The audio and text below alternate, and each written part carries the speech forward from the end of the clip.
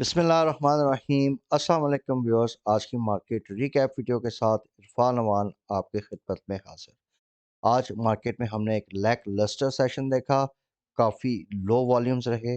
Index ने 40 points की कमी के बाद 40,877 के लेवल पे क्लोजिंग दी है।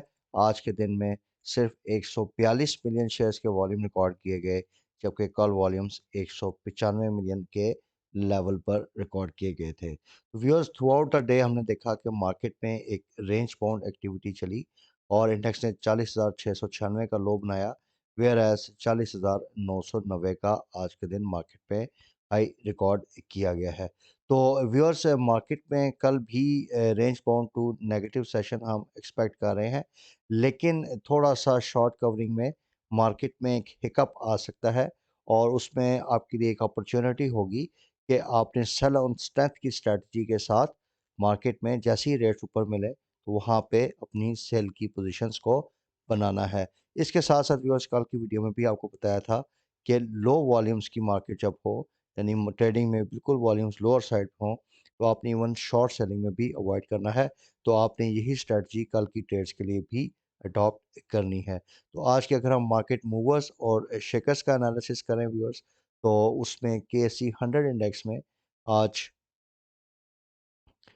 पीपीएल, ओजीडीसी, पाको, टीआरजी इन शेयर्स में हमने अच्छी परफॉर्मेंस देखी। इसके साथ साथ हमारी पीएसओ, एफएफसी ये भी हायर साइड पे रहे हैं। Whereas on the lower side Pakistan services, party packages, Meezan bank, EFERT हमें लोअर साइड पे नज़र आए। तो viewers, PPL, OGDC oil prices international markets में थोड़ी सी बड़ी हैं, तो उसकी वजह से हमने इसमें एक थोड़ा सा शॉर्ट कवरिंग देखी है। लेकिन हमारा अभी भी यही ओपिनियन है कि इन शेयर्स में अभी वीकनेस परसिस्ट कर रही है और इसमें हमें मज़ीद सेल ऑन स्ट्रेंथ की जो है वो पॉलिसी को अडॉप्ट करना चाहिए। जैसे ही हमें प्राइसेस मज़ीद ऊपर मिलें तो हमें इन पे सेलिंग मज़ीद करनी चाहिए, क्योंकि अभी भी इनमें काफ़ी डाउन साइड रिस्क अवेलेबल है। इसके साथ साथ व्यूअर्स, टीआरजी के सिलसिले में आपको थोड़ा सा अपडेट करता चलूँ कि टीआरजी जैसे शेयर्स अभी इस मार्केट के लिए फेवरेबल बन रहे हैं। उसकी रीज़न ये है कि ये ऑपरेशंस इनके ख़ास, इनकी इनकम जो है इनके ऑपरेशन से नहीं आती, इनके एसेट्स होते हैं जिनकी रीवैल्यूएशन से इनके प्रॉफिट एंड लॉस बनती है या ये गेन्स ड्राइव करते हैं।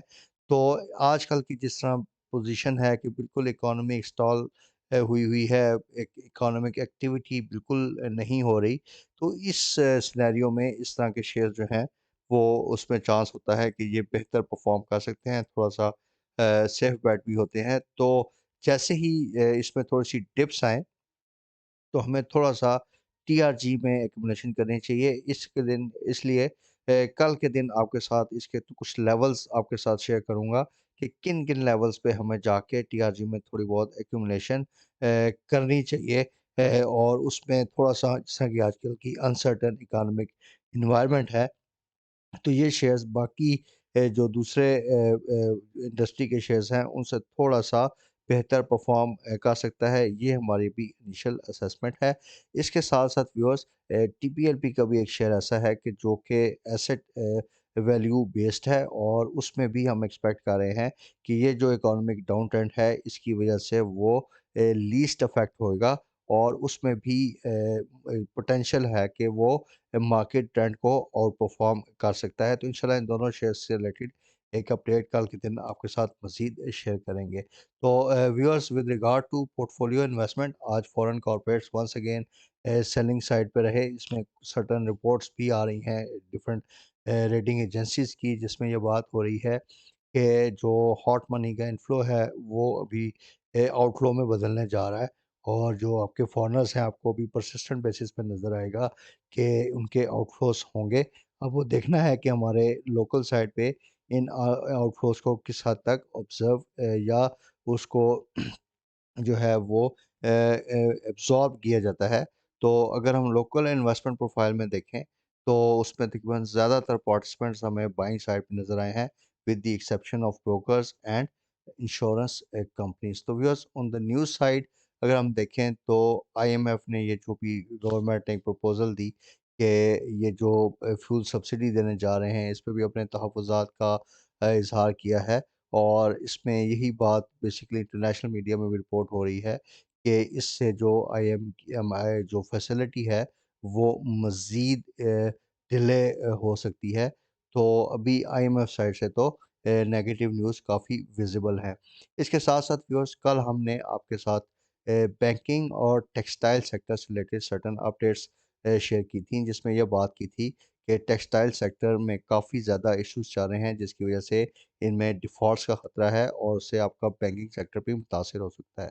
तो व्यूअर्स इसमें आज थोड़ा-सा मज़ीद मैं इसको एलैबोरेट करूँगा और उसमें बेसिकली गवर्नमेंट ऑफ पाकिस्तान ने एक स्कीम लॉन्च की थी, जिसमें टेम्पररी इकोनॉमिक रीफाइनेंस फैसिलिटी दी गई थी और इसके साथ-साथ लॉन्ग टर्म फाइनेंसिंग फैसिलिटी दी गई थी to textile sector to improve their capacity, जिसमें ये अपने जो यूनिट्स है उसको उन्होंने इम्पोर्ट करना था और उसके बाद अपनी जो है प्रोडक्शंस को बढ़ाना था। तो व्यूअर्स ओवरऑल डॉलर की शॉर्टेज की वजह से कॉटन की काफ़ी ज़्यादा शॉर्टेज क्रिएट हो चुकी है, जिसकी वजह से जो टेक्सटाइल मिल्स हैं ज़्यादातर वो नॉन फंक्शनल होती जा रही है और इसके साथ-साथ व्यूअर्स जो दूसरा एक एलिमेंट टेक्सटाइल सेक्टर को इफ़ेक्ट कर रहा है कि आपने रिसेंटली एक आईएमएफ की कंडीशन के बारे में सुना होगा, जहाँ पे टेक्सटाइल सेक्टर के लिए जो एक स्पेशल रेट था ₹19 पर यूनिट का, उसको बढ़ा के तकरीबन ₹40 यूनिट तक कर दिया गया था, तो उससे भी इनकी कॉस्ट ऑफ प्रोडक्शन काफ़ी बढ़ी है। तो इस दोनों फैक्टर्स की वजह से एक तो इनकी प्रोडक्शन बहुत ज़्यादा कम हो गई है, दूसरा इनकी कॉस्ट ऑफ डूइंग बिज़नेस बढ़ी है इनके इलेक्ट्रिसिटी चार्जेस बढ़ने की वजह से। तो इसमें ये भी अपनी ऑपरेटिंग एक्टिविटीज़ से इतने फंड्स भी नहीं जनरेट कर पा रहे, जिसके साथ ये अपनी फाइनेंस कॉस्ट जो इंटरेस्ट इन्होंने बैंकों को देना है, उसकी अमाउंट को मीट कर सकें। अब टेक्सटाइल सेक्टर में बड़े पैमाने पे डिफ़ॉल्ट्स का खतरा पैदा हो गया है। तो ये जो स्क्रीन आप देख रहे हैं अपने सामने, जो मैं आपके साथ एक स्लाइड शेयर कर रहा हूँ, इसमें डिफरेंट बैंक्स की जो फाइनेंसिंग्स हैं वो मैंने आपके साथ शेयर की हैं कि किस-किस बैंक की जो फाइनेंसिंग है वो टेक्सटाइल सेक्टर में है। तो for the time being viewers 2 छोटे बैंक्स, बैंक अल हबीब का कल मैंने आपके साथ ज़िक्र किया था और उसके साथ-साथ हबीब मेट्रोपॉलिटन बैंक है। ये सबसे ज़्यादा इनका एक्सपोज़र है टेक्सटाइल सेक्टर में और हबीब मेट्रोपॉलिटन बैंक के केस में आप देखिए कि इनके जो अभी एग्जिस्टिंग एनपीएल्स हैं, नॉन परफॉर्मिंग लोन्स हैं, उसकी भी 77% इन्होंने प्रोविजनिंग की हुई है। तो अगर ये अमाउंट मज़ीद बढ़ती है, तो इसके लिए काफ़ी अच्छा एक अच्छा खासा इशू क्रिएट हो सकता है। तो आज हमने देखा कि दोनों शेयर्स में हमें एक नेगेटिव ट्रेंड नज़र आया।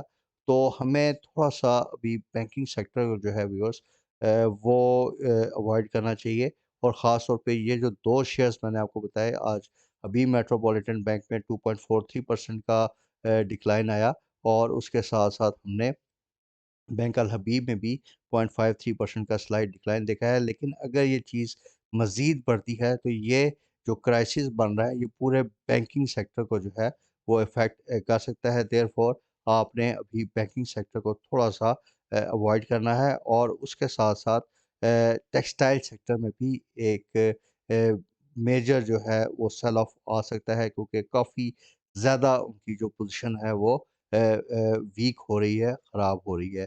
इसके साथ-साथ viewers moving on with the news, वेंसियन को जो है वो एक प्रोजेक्ट मिला है कैस्पियन रीजन में और ये इसका फर्स्ट प्रोजेक्ट है, एक बड़ा प्रोजेक्ट इनको मिला है जिससे ऑब्वियसली इनके रेवेन्यूज़ इंप्रूव होंगे and based on this news आज हमने वेंसियन में एक अच्छा पॉजिटिव प्राइस एक्शन देखा।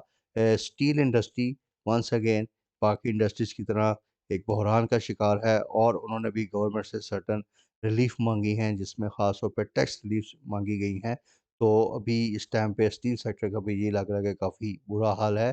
इसके साथ-साथ व्यूअर्स कल के दिन एक इम्पोर्टेंट डेवलपमेंट होनी है और उसमें जो हमारा जॉइंट सेशन ऑफ पार्लियामेंट है, उसको कॉल किया गया है, तो मेबी उसका जो एलामिया है, उसकी बेसिस पे ये जो मैं मार्केट में हिकअप की बात कर रहा था, थोड़ा-सा हिकअप जनरेट हो, जिस पे हमने आपको यही एडवाइस किया है कि आपने सेल ऑन स्ट्रेंथ की स्ट्रैटेजी रखनी है। इसके साथ-साथ व्यूअर्स पावर जनरेशन कॉस्ट जो है, वो 10.3% से कम हुई है और उसकी मेन रीज़न यही है कि जो ओवरऑल पावर मिक्स है हमारे मुल्क का, उसमें हाइड्रो पावर और न्यूक्लियर पावर का जो कंपोनेंट है वो बढ़ा है। तो लेट्स होप कि इस पावर जनरेशन की जो कॉस्ट में कमी आ रही है वो हमारी इंडस्ट्रीज़ और डोमेस्टिक यूज़र्स को उसको पास ऑन किया जाए ताकि महंगाई की शरह जो है उसको कंट्रोल किया जा सके। इसके साथ-साथ व्यूअर्स गंधारा टायर जो है उसने इन्वेंटरी शॉर्टेजेस की वजह से अपनी प्रोडक्शन जो है वो सस्पेंड की है।